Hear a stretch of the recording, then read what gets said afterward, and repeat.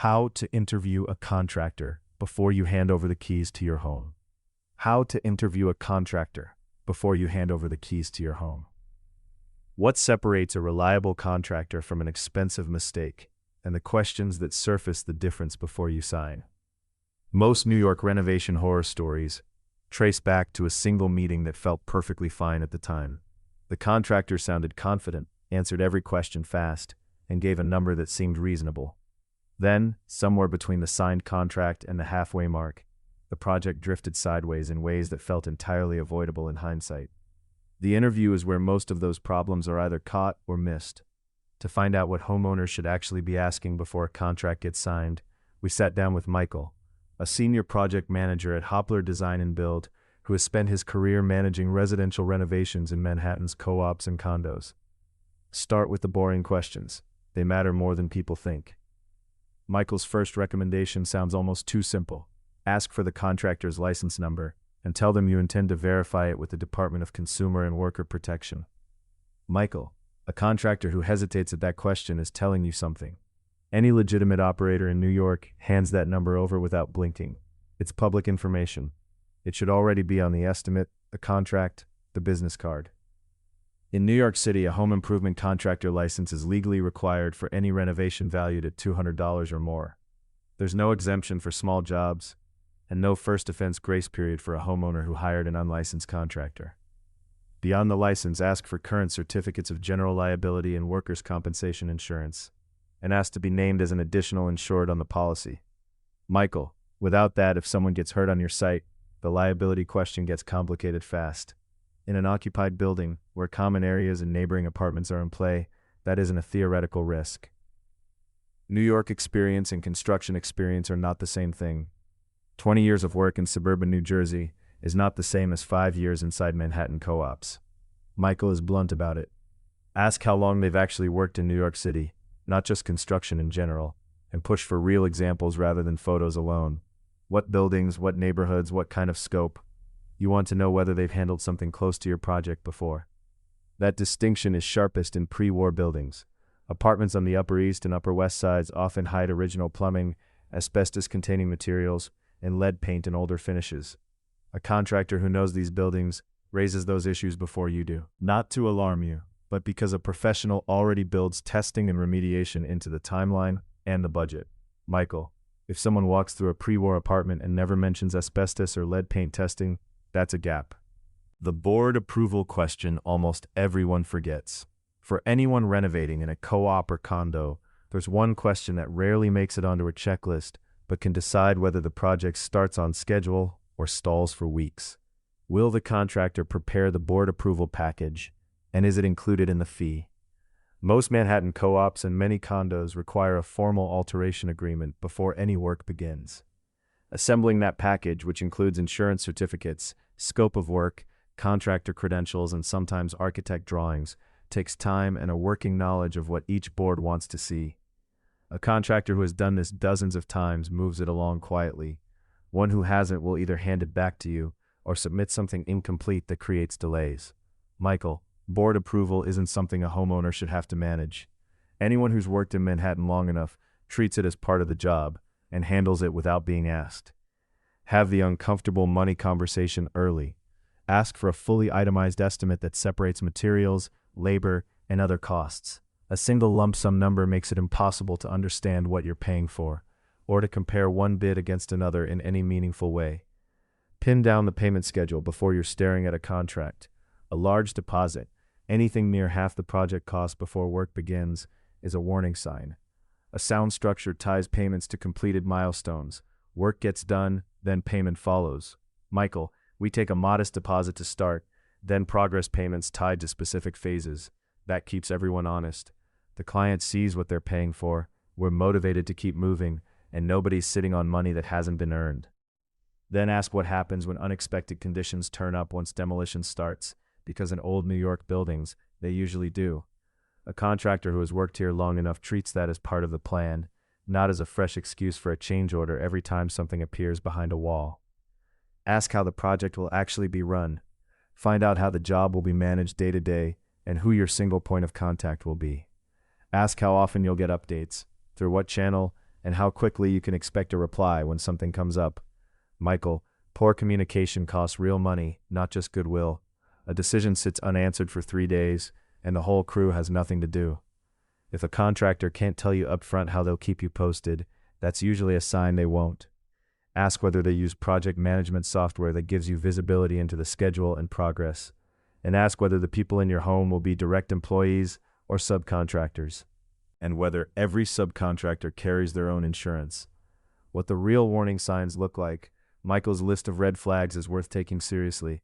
A contractor who won't hand over a license number. One who wants a large payment before any work begins. One who can't produce local references from comparable projects. Co-op or condo work specifically, if that's your situation. One who only give a verbal estimate and resists putting anything in writing. And one who pushes you to sign on the spot. Michael, an unusually low bid deserves as much scrutiny as no bid at all. Quality work in New York costs what it costs. A number that looks too good to be true usually means something has been cut, left out, or underestimated, and you find out which one later. Interview 3 before you commit to one. Every contractor should see the space in person before quoting. Photos won't reveal the state of the existing plumbing, the quirks of a pre-war layout, or the access constraints of a particular building. Prepare your questions ahead of each meeting and take notes. Compare the answers, not just the numbers. A contractor who welcomes hard questions and answers them specifically is showing you exactly how they'll handle the job. Michael, the interview is the first test. How someone responds to tough questions tells you how they'll behave when something unexpected comes up on site. And on a renovation, something unexpected always does. Your interview checklist. Bring this to every meeting. The quality of the answers will tell you as much as the answers themselves. Licensing and insurance. Can you give me your license number so I can verify it with the DCWP? Can you provide current general liability and workers' comp certificates? Will you name me as an additional insured? Experience and references. How long have you worked specifically in New York City? Can you show me examples of similar projects with addresses and scope? Can you give me 3 recent references with contact details, ideally from co-op or condo work? Building-specific risks. For a pre-war building, will you test for asbestos and lead paint before any demolition or surface disturbance? How do you account for testing and remediation in the timeline and budget? Project management. What system do you use to track schedule and progress? Who will be my primary point of contact? How often will we communicate? And what's your typical response time? Budget. Can you provide a detailed itemized estimate separating materials and labor? What's the payment schedule and how is it tied to milestones? What conditions could change the budget once work begins? Timeline and permits. What's a realistic timeline for this project? Who handles permits and DOB filings? What's most likely to cause a delay? Crew and quality. Will the work be done by employees or subcontractors? And do all subs carry their own insurance? Can you tell me about the key people on the team? What's your quality control process? Daily operations. What's your daily cleanup routine? How do you protect existing finishes? What hours will the crew be working? Warranty and follow-up. What warranty do you offer on workmanship and materials? How do you handle callbacks and punch list items? Walk away if a contractor won't provide a verifiable license number, demands a large payment before any work starts, can't supply local references for comparable projects, offers only a verbal estimate, pressures you to decide on the spot, came to you through door-to-door solicitation, submits a bid that's suspiciously low. What licenses does a contractor need to work in my NYC apartment? Any contractor performing home improvement work valued at $200 or more in New York City is required to hold a valid home improvement contractor license issued by the Department of Consumer and Worker Protection. This applies to all renovation work, regardless of type or scope. Depending on the specific work involved, additional trade licenses may be required for plumbing, electrical, or other regulated systems.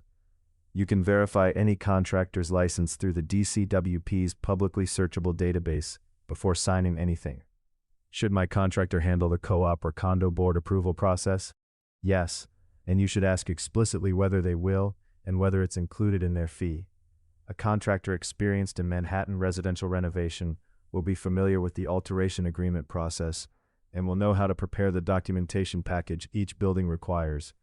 Handing that process back to the homeowner is a sign that the contractor either hasn't worked frequently in co-op and condo buildings or isn't accounting for the full scope of what the project involves. What should I do if my building is pre-war and may have asbestos or lead paint? Ask the contractor directly whether they will test for asbestos-containing materials and lead paint before demolition or any work that disturbs existing surfaces. In pre-war Manhattan buildings, both are common enough that a professional contractor should be raising this question proactively.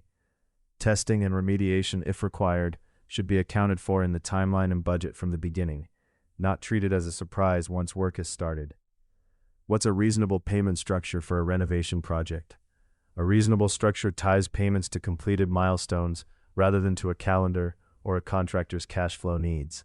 A modest deposit at signing, followed by progress payments as defined phases of work are completed, is standard. Be cautious of any contractor asking for more than 10 to 15% upfront before work begins. Never pay for work that hasn't been done. How do I actually check a contractor's references? Call them. Ask specifically about timeline adherence, how the contractor handled unexpected issues, quality of daily cleanup and site protection, and whether the final cost came in close to the original estimate.